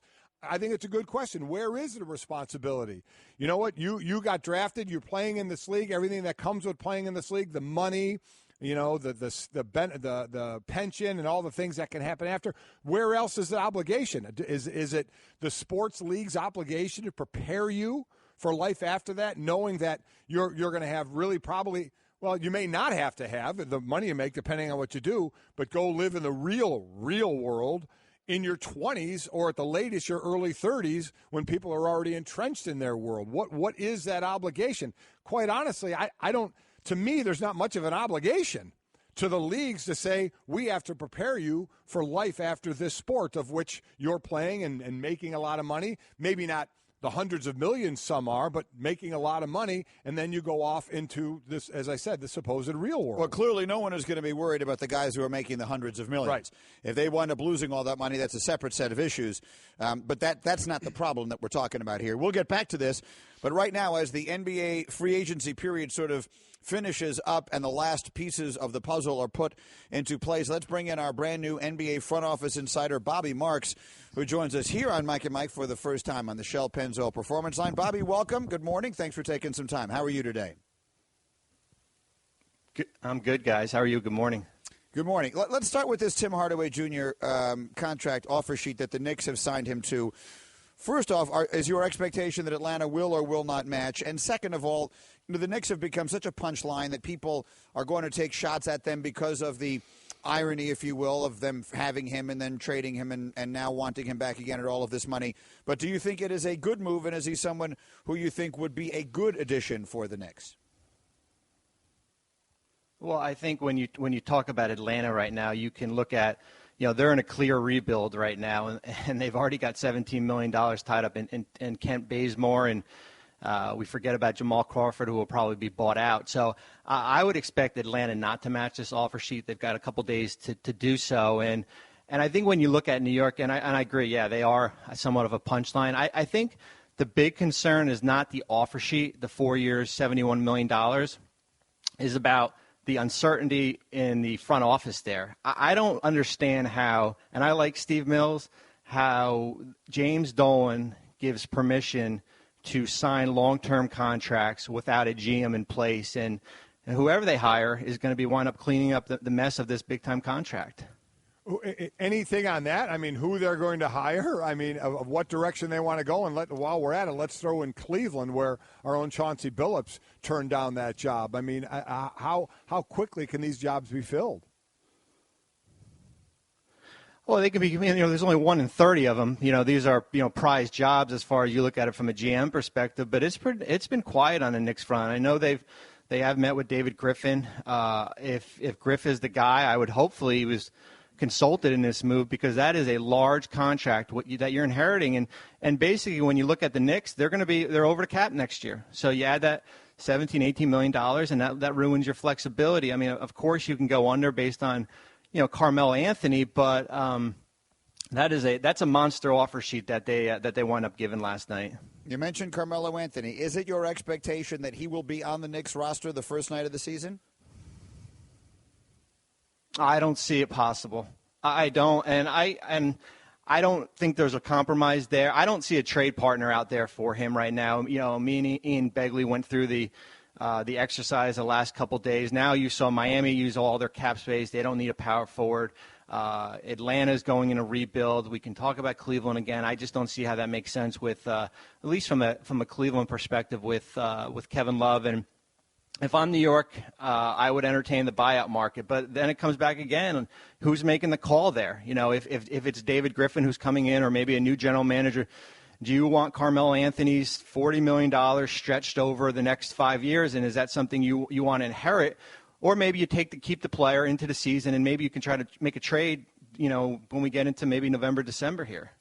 Then we look at teams that everybody is wondering, will they be able to compete with the Cleveland Cavaliers, the best team in the East? And that's one of them, the Boston Celtics. The deal now with Gordon Hayward, now possibly doing trying to do a sign and trade, and what Boston may have to give up. Go into that. I mean, they're getting Gordon Hayward. We understand the type of player he is, but it seems they may have to give up a decent amount for this of those ancillary players. Well, yeah, you're right, Mike, and it's only going to get worse down the road here, especially if they keep this group together. You're going to see a timeline here. We already saw it with Kelly Olynyk being renounced, or his qualifying offer was pulled, and then he was signed with Miami. That we're either going to see Demetrius Jackson or Jordan Mickey waived or traded. We're going to see Terry Rozier traded, and then they're about $300,000 short. So who's the odd man out here? Would Gordon Hayward come here with a little bit of a pay cut, and then maybe use a Jay Crowder or Avery Bradley and go out and get a big? So sign-in trades are tricky. They are. And I think if you're Utah, would you want Jay Crowder for 3 years, $20 million? I think you certainly would. I think it's just a matter of if the Celtics are willing to give him up, and he would basically be a throw-in in the trade right now. Mike and Bobby Marks, and Bobby, you were in it. With the Nets organization for 20 years. You've been around this a really long time. It feels to me like right now there are teams around the league that have just given up for the short term, with the knowledge that there's nothing we can do that is going to change the reality that Golden State is the best team in the sport. So everyone is literally looking to build for 2 or 3 years down the road. A, do you agree with that assessment? And if so, have you ever seen anything like that before in all your years in the league? Well, I thought I agreed with it after the season when, Golden State went through the NBA Finals in 5 games, and I thought we were going to see maybe half the league probably retreat and look towards the future here. We always had the wild card with Houston, and we didn't know what the Clippers were going to do. But guys, the last 4 or 5 days, and as far as how much money has been spent, I can't believe. Last night, that 3-hour window when I thought the train was finally on the tracks. It went off the tracks here. And but you see teams, hey, we're going to look at 10, 11 teams next year. We're going to be in a luxury tax. We've got 8 teams right now who are in a tax. We're spending big-time money here. So are there teams like maybe Brooklyn and the Lakers, Indiana, maybe even Philadelphia next year who could have cap space? Certainly, but there's a lot of teams who will go into next season and who are right now have spent a boatload of money in free agency, who are probably somewhere stuck in the middle, and that was my always big question. What's the cost of being good here? Is it getting into a first round and spending $125 million? It's Bobby Marks, again, brand new front office insider with us at ESPN. We'll be hearing lots from him through the summer and certainly as the season gets underway. Good to have you, Bobby. Thanks so much for the time. Thanks, guys. It's Bobby Marks with us here again. 20 years in the front office. I think the last thing he said there, what's the cost of being good? Being 6th, 7th, 8th seed, as opposed to being one of the top teams, or then be one of the worst teams to try and get the picks that you may need. So you get caught in that no man's land in the middle. And a really bad thing is that teams have to spend up to a certain amount. So in order to do so, you wind up seeing money. I have zero issue with Steph Curry getting $200 million. Steph Curry is a superstar. People fill the gyms to see him. He is a difference-making, impactful player. I don't think anyone has an issue with the amount of money he's getting paid. And again, I don't have an issue with anyone getting paid the money they're getting. But it doesn't make any sense to me that these players who don't move the needle, who aren't the reason that teams are going to win in a significant way, are getting paid the amount of money that they are getting. Why not? Well, because the contracts are going to become a problem for that team a year later. He's talking about that we have to spend this money now. A year later, you're going to say, now we're stuck with this contract for 3 more years. Oh, well, you just did it. Yeah. But that's my point. It's a mistake. I'm not saying I have an issue with the players getting it. Right. I'm saying these are stupid deals that I think teams are forced to make. Oh, they have to. Because they have to spend an X amount of dollars on someone. Otherwise, they're under the basement. No way around that. There's no way around that unless you're going to take the max off and then play these, have the cap and now pay, Steph Curry $60 million instead of $40 million. And LeBron, God knows what you would pay him. But that's not going to happen. It almost feels like it would make more sense that way. Daddy, where do babies come from? Honey? Mommy went to the store. Oh, well, you see, there's a mommy and a daddy, right? Right. And see, when they call Geico, they could save a bunch of money on car insurance. Oh, really? And that makes them happy? Yes, that makes them very happy. That's good. Yeah. Well, I'm glad we could have this talk, sunshine. Geico, because saving 15% or more on car insurance is always a great answer. Here we are, Mike and Mike, presented by Progressive Insurance. Guests on the Shell Pennzoil Performance Line. I'm going to mention quickly also Sunday Night Baseball this week. Indians, Tigers, presented by T-Mobile. Coverage of Sunday Night Baseball begins 7 Eastern on ESPN Radio, ESPNRadio.com, and the ESPN app. Then 8 o'clock Eastern on ESPN TV. Mention also quickly our ESPYs auction items, Mike, which I know are doing really well. You've got a barbecue planned? Yeah, Trey and myself and my son Mike were auctioning off to come to the show when our show starts. Come to the show, hang out at the show like we would do for this show, and then afterward have a barbecue. And the barbecue is going to be here at ESPN, but my son Mike has offered up his house for the barbecue. So we may, if we can work it all out, be going to his house for the barbecue, which is fine by me. I don't mind trashing somebody else's house, even if it's my own kids, because I ain't got to clean it up. It's going to be a really fun day there, Absolutely. No question about it, with a fun group of guys. And, again, every penny of the donation will go to fighting cancer, and that's the most important piece of this. Mine is called Golfing with Greeny, but I'm only the sidebar. My pro, who when I started working with him, I was a 24 handicap, and I'm right now trending towards being an 8. I've been working with him for 5 years, is going to give you an 18-hole playing lesson, you and a guest, and I'll play along too, and we'll do it at Bayonne Golf Club in New Jersey, which is spectacular if you've never been there. We took a private boat to get there, have lunch, and play 18 holes, you and a guest, and me and my pro who'll give you an 18-hole playing lesson. How much better would I get if I played 18 holes with him and he helped me if you took it the way? seriously? I mean, if you really wanted to? Yeah, if I listened to what he said? Impactfully. It would make it, you especially, it would make a big difference because you have a lot of natural ability to play. You just aren't interested in a lot of the finer stuff. Right. It will make an enormous difference. I mean, he's taken 16 shots off of my handicap. Would he get mad if I said you hit it into the water? No, $50? No, he wouldn't get mad if you said that to him. He would ignore it completely. He's mentally tough. I'm mentally weak. He's good. I'm bad. He's handsome. I'm not that attractive. There you go. No, his name is Dan Tisvanis, and he's the best. So anyway, that's mine. And all of these are up at ebay.com/ESPN. And I will repeat, overwhelmingly the most important part of this is that every penny that you donate goes directly towards fighting cancer. So that's what we believe in. That's what we stand for. That's why we're doing it, and we're thrilled to have you do it with us. Meantime, quick trivia question Hembo put together for us here. And I like it. And he hasn't given me the answers either, so we're going to do this together. Carmelo Anthony is one of 5 players in NBA history to average 20 points per game in each of his first 14 seasons.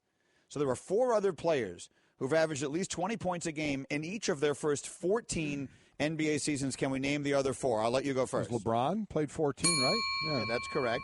I don't think Durant has played 14 seasons, so he's not going to have had enough. No. I'm thinking aloud. It's not a guess, for crying out loud. Who's got the itchy trigger finger over there? Is that Bickler hitting those? You should be working on your sneezing over there. This is all time, not just active. Not just active. Players all time. Kobe? No, didn't. Wow. I would have thought. Yeah, you know what? He came in as a kid right out of high school. That's the remarkable thing, is LeBron came in and averaged 20 points a game right out of high school. I'm going to guess that one of them is Kareem Abdul-Jabbar. How about Wilt? Will Chamberlain.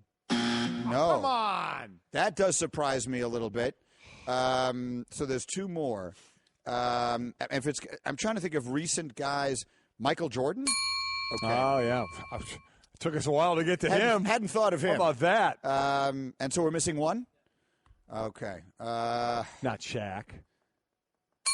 It is Shaq. Well, you like how I threw that out there? Kind of, yeah. So if I got buzzed as wrong, I'd have said, no, I wasn't given an answer.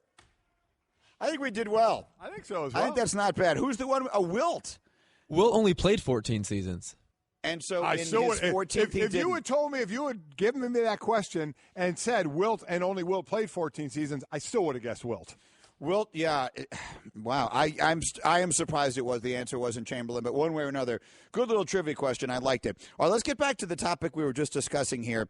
And here's one of the things that I don't really like. Garen tweets at us, the rest of the world doesn't work that way. My former job doesn't care if I go broke. Why should the NFL? And Garen, I agree with you in principle that it is not the NFL's job to make sure that players who are finished with their pro careers don't go broke. I will say, however, that everybody's reality is different, okay? So just to say, well, I don't have this and that, I get it. But one of the things we seem unwilling to do sometimes is walk in another person's shoes. So I'm going to give you an analogy that may not be a perfect one. But I remember one of the most interesting answers to a question I've ever heard in my life came from George Harrison, the Beatle. When he died, there was a big, obviously everyone did these huge specials about him. And they went back to an interview he had done. I don't know at what age in his life that this interview took place. It was long after the Beatles had broken up. And they, when the Beatles first hit, when they first became like the international sensation that they were, he was 17 years old. So the interviewer asked him the question, what was it like to be the biggest star in the world when you were 17? And his answer was, what's it like not to be? Because that's his whole reality. Right. He doesn't know anything else. So you take these kids, like, I use AAU basketball because it's something we talk about all the time and that I see a little bit from time to time now, although I'm not seeing kids like De'Aaron Fox and Jason Tatum and the really best ones. But even the kids that are only in the spectrum, of 1 to 10 are like 8s or 9s. I see the way these kids are being treated. They've got handlers and advisors and people all around them and all that kind of stuff. At the time, they're 12 years old. So if that's your reality, if that's all you've ever known, I'm not blaming the leagues. I'm not necessarily blaming anyone. It is, however, just a vicious cycle that we have created in the system where these kids are growing up believing that everything they ever need will be taken care of for them so long as they're good enough in basketball. And then all of a sudden that ends, and they're saying, hey, wait a minute. I thought everyone just took care of you. I thought that's how life worked. And they get smacked with the reality. No, I'm sorry. That isn't the way life works. Yeah, and I think that's a little bit of a crutch, too. I'm sorry. As you go on, I could see that if you're 13 and playing AAU basketball.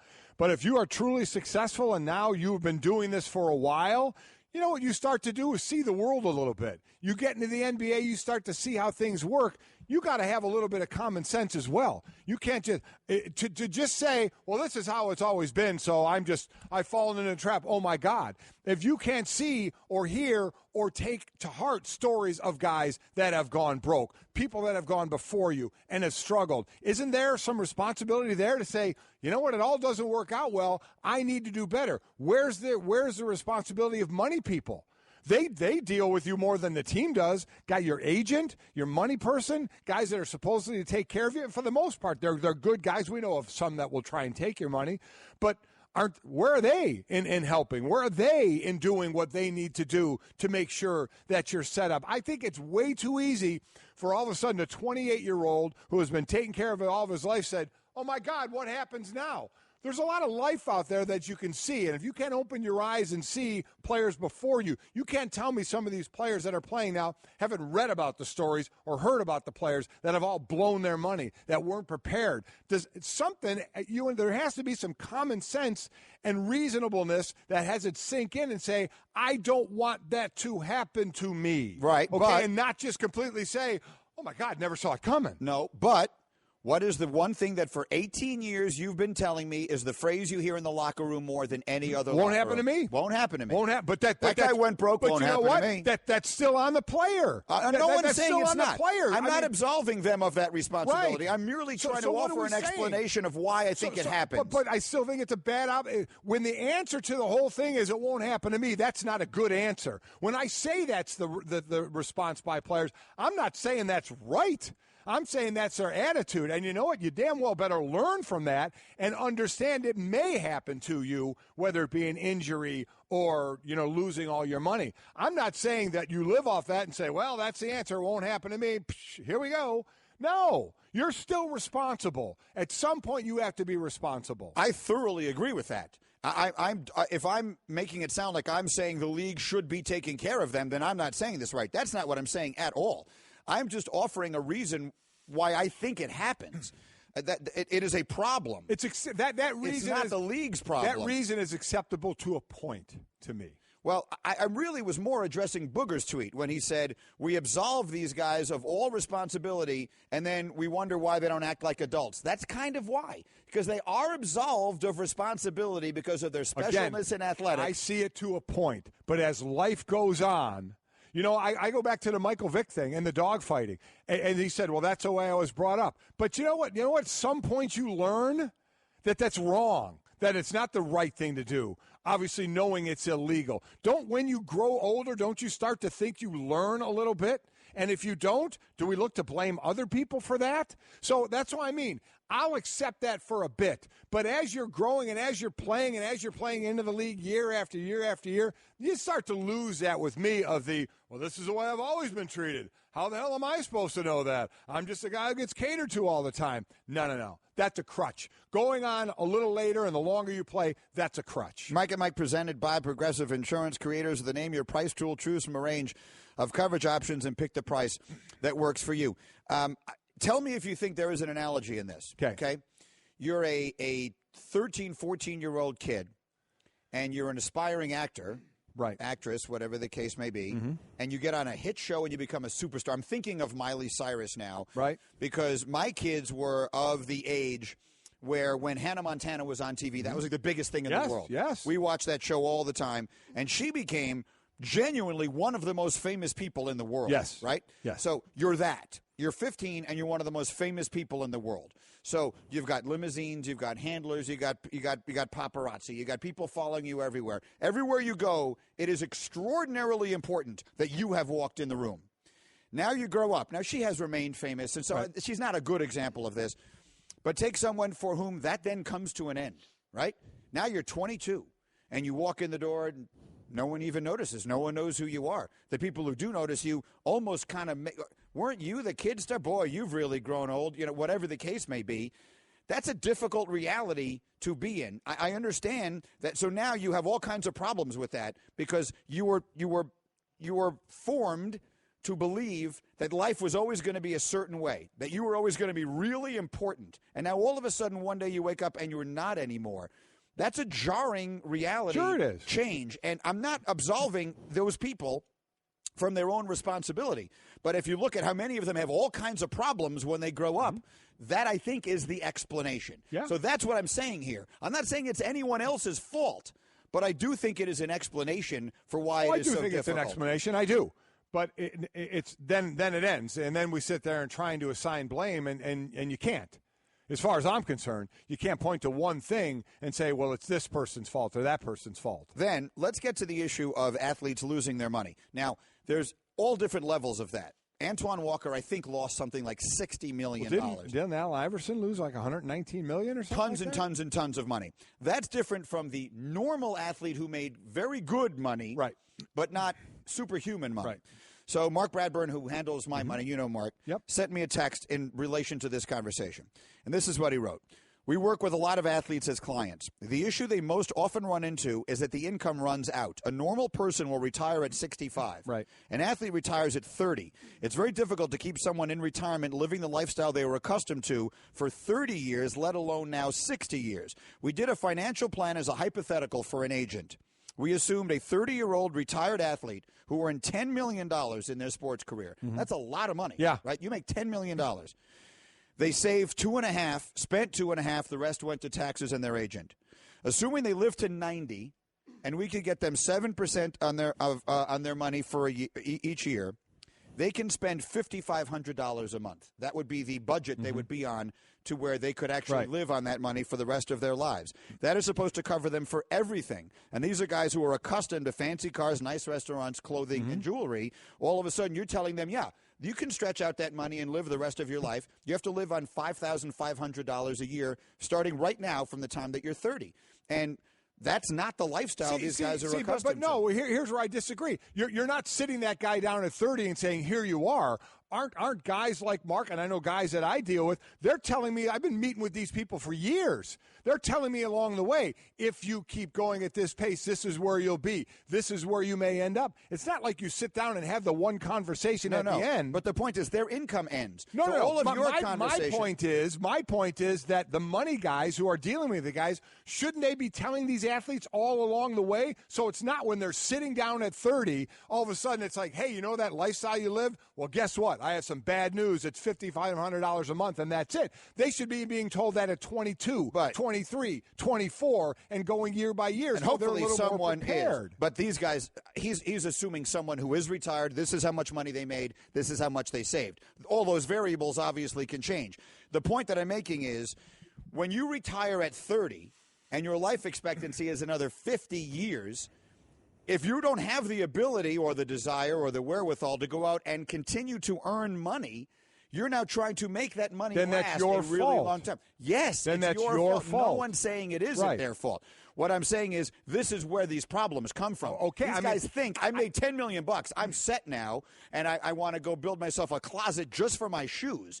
And then they realize $10 million to live the next 50 years of my life. Well, then I'll tell you that much. If you just said that line, then they have bad advisors. Yes, they do. They have bad advisors. Yeah, well, not they do. everybody has a bad advisor. Your guys bad advisors. You like but your they're guys. not working with them when they're 22. But so do we think any money guy working with these athletes, they all have them, that 90% of them are bad? No. I mean, they're not. So they're being told this. Does that mean you get 100% success rate? No, because you have some bad ones out there. Or you just flat out have athletes that don't listen and say, I'm still going to spend the money. Ding, ding, ding. But the bottom, still, we can sit here and go, it's cyclical, and that's a problem. I'm not absolving anybody from anything, though. So you're telling me what the issue is, but I guess it's something that we're not ever going to assign blame to. Well, let me ask you a question. What did you tell me when you got into the league? Your financial advisor called you up shortly after you got into the league and told you. Oh, yeah. I mean, listen, I was making $62,000 a year. Just a lot of money compared to most people. I had a guy, I was single then. They were to an agent. They were paying all my bills. So I didn't have a bill sent to me. They were paying my rent, my car. They were paying everything, credit card, the whole deal. And I was on IR my first year. I broke my ankle. So I'd go out, hang out, and when I was out, if I was out with some of the fellas, I would just give my credit card at the bar and say, I'll buy this drink, I'll buy that drink, whatever, and do that with food and the whole deal. And a couple of months in, my agent called me and said, listen, because you have a max on your credit card doesn't mean you hit it every month. That's not how it works. So, but that's how 22-year-olds who all of a sudden have all this money live. Right. And I was told that at 22 by a person. And I find it hard to believe that I'm going to sit here and say the majority of people like that were doing that for me are bad. And they're not doing the exact same thing to me making $62,000 a year to a guy making $20 million a year. You don't think these guys are keeping them abreast of what's going on the whole time? And then it's up to the player to listen. I mean, I didn't start doing well with that until Chris came in and took over, and she had an accounting degree, but either way, she was going to handle the money. And, then you get squared away. So my point is, I really think most of the people that are handling the money, I'm not going to sit there and say they're all bad. They're not. And they should be keeping these players abreast along the way. But so when you see the going broke, I think it's one of two things. It's you got rooked. You got rooked by someone, which absolutely happens, or you just don't control your spending, be it for whatever reason. You feel you need to take care of a lot of people, or you're just buying stuff that you don't need. It's basically one of those two things, correct? Yeah, and I think the driver of the second of those things is this belief that this money is just going to keep coming. I got all this money, and I'm going to keep getting it, and I'm going to keep having it, and I'm not listening to anyone who tells me that's going to dry up. That's still the player's fault. It is the player's fault. The player's fault, especially if they're being told. And as far as I'm concerned, the majority of them are being told, because I just think for the most part you have good financial advisors and money people that they all have that are telling them along the way. And if a player chooses not to listen, I'm not going to say, well, they were coddled at 13, so they don't know enough to say, I'm not listening to you at 24. No, that's where I said, sympathy is the wrong word. There's understanding to a point. And then you pass that point, and it's like, no. That's on you. Mark just as listening, he texted me, the reality is 80% of guys in the NFL and the NBA go bankrupt. Not advisors are not to blame. Players also don't want to talk in the season. They say it all the time to us. Players, while they're in their season, will say, don't bother me with that kind of stuff. I'm just reading his text now. And that's fine. So, yes, no one is suggesting, let me just to sort of wrap up the conversation here, I'm not in any way suggesting this is anyone's fault, but the people who are making the mistakes. You're trying to give the reasons for why things I'm just trying to explain why I can understand how it happens. Like, I can see it. It's like if you're watching a movie, it would have a very predictable plot. You get handed everything. Yeah, you get handed everything at an incredibly young age. What was that thing you just put up here on my screen? That right now there's a ranking service where they are nationally ranking kids who are playing basketball who will be in the class of 2020. Here it is. Coast to Coast Preps has class rankings through 2027. So these are kids that are currently in 3rd or 4th grade are being ranked. So you're a kid, you're in 4th grade. Isn't that amazing? And you got a magazine. You can show all your friends, look, I'm the #1 ranked basketball player in America. It's heady stuff. 4th graders. Yeah. It's just going to change your perspective on the world. That's all I'm saying. I agree with that. So I do agree you have to rely on others to help keep you in the now, and that's where at times you could certainly run into trouble. The best of Mike and Mike. All right, he is Ryen Russillo. You hear him every day, coast to coast here on ESPN Radio, starting 1 o'clock Eastern time, and there's so many topics on the table. Never a bad time to chat with Ryen. How are you today? I'm good, guys. Thanks for having me. Pick it up, but before we get to some of the specific stuff that we had planned, I don't know how much, if any, of our conversation here you've heard about where the line is of personal responsibility, and then specifically today to the issue of what, if any, obligation does a professional sports league have? And we'll use the NFL because they seem to be the one we always talk about with everything. What obligation do they have to help prepare players for the reality of what their life is going to be after football, which seems to be a real problem for so many? You know, I've talked to people that have tried to work on this, and there almost feels like there's this I don't want to call it undiscovered business opportunity, because we know we've already seen this from other former athletes that go, I want to get a group together. I want to immediately get involved with players as soon as they're done. I want to help them through that transition. Is there a business? Is there something to set up? And leagues already have this kind of stuff. Right. But other people you talk to be like, oh, everybody does it wrong. You got to figure out another way to do it. I cannot imagine, and as much as I love playing sports as a little kid and then later on and then never playing a game that anybody actually cares about, but loving it so much, and then getting to do that through my 20s and if I was really good into my 30s, but then immediately going from like an extended adolescence, because that's kind of what sports are, even when you're a pro athlete, to then just plop right into you got to pick up the kids at soccer practice. Like that's going to be – I know almost athletes have like no sympathy because they make all this money, they're famous, they have these great lives, and it's awesome. But that's really weird to continue on in that lifestyle. Like I've traveled with teams and seen that, and then it's like in your mid-30s and you're still kind of acting as if you were in college in a way. And I don't know if anybody really understands how hard that transition must be. But whenever I look at like the players going broke and stuff, I don't understand why it's specific to athletes, because I've had friends that make terrible investments and it sets them back 5 years and they have to find a way to pick themselves up out of it, or they never recover from it. So if a guy who's just a kid who goes to prep school and then goes to a New England liberal arts college and then blows his money in a bad investment at 30, we don't go, why did that happen? What's wrong with him? How does he not have the right support? He made a really bad bet and he lost. But when athletes do it, it's they're stupid, it's they have the wrong people around them. I mean, some of these guys are just worked by their families, which is as disappointing as anything because they just can't say no to their families. But it feels like we want more hand-holding in everything. And at some point, the league can do all they want. They can have the rookie seminars. They can have guys tell the horror stories. But we all know what it's like. When you're younger, I don't know what it's like to have that kind of money, but when you're younger, you're just going to do whatever you want to do. So I don't know that it's something that can be completely prevented. It just isn't. That's unrealistic. No, I think so as well. So I think we, as Greeny did, and we talked about, you exposed some of the problems. As we just said, there's rankings in basketball for third and fourth graders. They're ranking the class of 2027. So when you're told you're this great starting at that age, and then you go through the AAU, that it's tough to come back from that. So we've identified the problem, but to what your point, there's no real solution to this, is there? Outside of it's all each individual and how they deal with it. Yeah, like what's the goal here? No one's screwing up financially because it's just not going to happen. And honestly, I think some of the stories that you do read, the families. You just wish the families could understand, like, hey, read all the horror stories. And when you're supporting 10 to 15 deep, I don't care who you are. Like, that money starts to run out. Now, you guys as parents, though, like, I know that parents read that in ranking of these kids. I imagine it just bums you out. But is it the ranking that is going to distort the kid? Or I can just imagine, like, Golic over here telling his boys, be like, I don't care what you're ranked in fourth grade. Like, take out the garbage.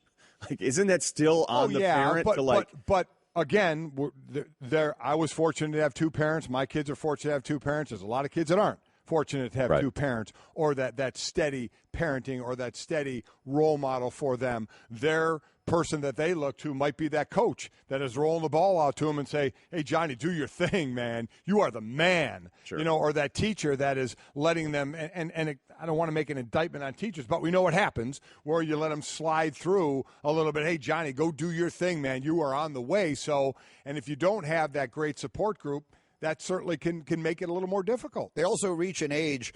This isn't always a negative thing, and it certainly doesn't always apply to this topic.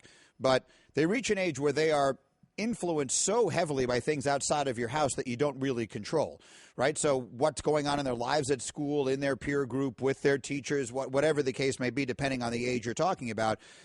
I'm not saying you don't still have control over things, and you have to do the best you can with that. But there does get to a point where there are things you just can't handle. I don't know what my life would be like. I mean, my kids play a little sports, whatever it is. I don't know what my life would be like if my son was the number 3 ranked basketball player in the country among 14-year-olds. Like, that's just a world I don't live in, and I can't imagine what it would be. I'd like to think I would still have control of the situation, but his life would be vastly different than it is now. Anyway, let's get to the business we wanted to get to here. This is a good topic, and it's not going anywhere. But you said something after you were on with us yesterday that I was really intrigued by. So let's make this Straight Talk, brought to you by Straight Talk Wireless. Best phones, best networks, no contracts. Oklahoma City makes the big deal. They go out, Presti rolls the dice. He says, I'm going to try everything I can here to try and salvage something, and he trades for Paul George. Give me your best guess of what happens if, as we get to January of next year, the Thunder are roughly what they were this past year or slightly better, nowhere near Golden State, nowhere near looking like a team that could win a championship. What decisions do they have to make? If you just lost the second best player in the world for nothing, and it was devastating, and yet you've still found a way to just try to keep this thing going, and this is also trading Harden a year earlier than they had to, if you really even want to go back here, what if this is a middling Western Conference team? And you're like, yeah, we're good some nights, but we're not really a threat. And there's a real good chance that could happen, okay? Would you, if you're Presti, knowing Russ is a free agent, if he doesn't do this 5-year extension that's sitting there waiting for him, by the way. I mean, imagine having 5 years, $217 million just waiting. You're laying right there for I mean, these NBA guys, talk about the stones now. We used to just go guaranteed money, just go ahead and take it. Nah, let's see how the year goes, especially a guy that plays like Westbrook. You'd have to have that conversation with yourself if you're Presti, with your staff, going, okay, we don't have anything here, and George, we're not getting any signals. We've heard about this guy wanting to go to L.A. for 2 years, so we rented this dude, and Russ didn't sign this extension, and we just lost Durant a year and a half ago.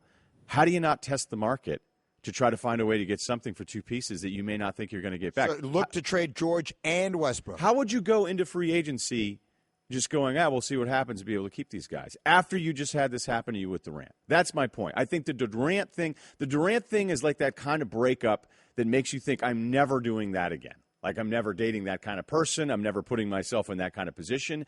Like, the Durant thing is a devastating thing. And I'm not saying, like, you should have traded Durant in hindsight, because there was even a lot of thought, like, we never really understood how little money motivates Durant. You know, I used to think, okay, well, he'll do the one more year, and then maybe he becomes a free agent in 2017, and then this is the summer that he goes to Golden State. I thought there was a better chance for that, and then he leaves. I don't know how you could be just, if you were Presti, like, I mean, you guys tell me, if you're Presti, like, how could you not think about that a little bit if you don't think the team is that going to challenge? So is the end game then? The end game isn't, if you trade them both, you're not going to get two players that are better than those two guys. That's not happening. Well, of course not. So is the end game, okay, we're total rebuild. Now we're going into rebuild mode until Golden State is done doing their thing, which is, you wonder if a lot of teams have that in mind, of where we're going to start to build again, be it getting back players with contracts we can get rid of, a ton of draft picks, and all of a sudden have a ton of assets like Boston has to kind of go that route. That's exactly what you'd be doing, because whatever you'd be trading them for, you wouldn't be getting a ton back. And we can sit there and say, well, you know, with Paul George, you didn't even get that much for him. And you got Oladipo and his contract, and Sabonis is, at this point a year in, we're not quite sure what he is, although, you know, a lot of people did really like him coming out of college. Mm-hmm. But it's better than nothing. Like what the Clippers were able to get for Chris Paul, which is a different situation because he opted in and then technically was traded and becomes a free agent next year. Like that's not a bad haul for what the Clippers were able to pull off in a really difficult spot. I think people are going to listen to me say this and be like, well, that's nuts. I think it'd be nuts to lose Durant and think in February of next year that, likely we're not going to be able to re-sign either of these guys, and then just ride it out and see what happens for a year, unless Presti has plans for something else. If you're a mid-level team in the NBA right now and you're the owner, GM of a team, how are you building a team? What's your plan for the coming year and the next 5 years? I used to hate the middling team. Like, I already know what my answer would have been 2 or 3 years ago. I'd be like, we've heard it a million times. It's kind of like that. Hey, he's playing chess. Everybody else is playing checkers. Whenever anybody goes, 35, 45 wins, it's no man's land. Like, we all know that. Everybody said it a million times. But lately I've started to have more respect for teams that go, well, what are we doing here? There's 30 of us. We're all competing. We can have short-term plans. We can have long-term plans. But it feels like everybody that looks at the Warriors and the Cavs in the East, it's as if you're an idiot if you're even trying right now. Like, I respect what Daryl Morey's doing with the Houston Rockets. Right now on paper, I'm not going to tell you this is going to work and it's going to be better than Golden State. But he's a lot like a fund manager or something where he's actually using those kinds of terms, saying, in this climate, meaning Golden State, we have to take on more risk. We need to be bolder. And that's what he's doing. So I respect those teams. So if I were an owner of one of those, Golic, the easiest thing for me to say would be like, just tank, make sure you get the draft picks, asset. Like, I know all the rehearsed lines that I could give you, but it's transitioned into this thing where everyone who covers and talks about the league and all these fits, it just seemed like they don't want anyone to even try. And that's not a good thing. I think the last year or two we've gotten into a better position as opposed to where we were maybe 3, 4, or 5 years ago, where it felt like you tip off game one and 10 of the teams didn't want to win. That's not good. So I have more respect for the teams that try to compete, even if in the short term, it doesn't make as much sense in the long term because of what you have in this Goliath with the Warriors.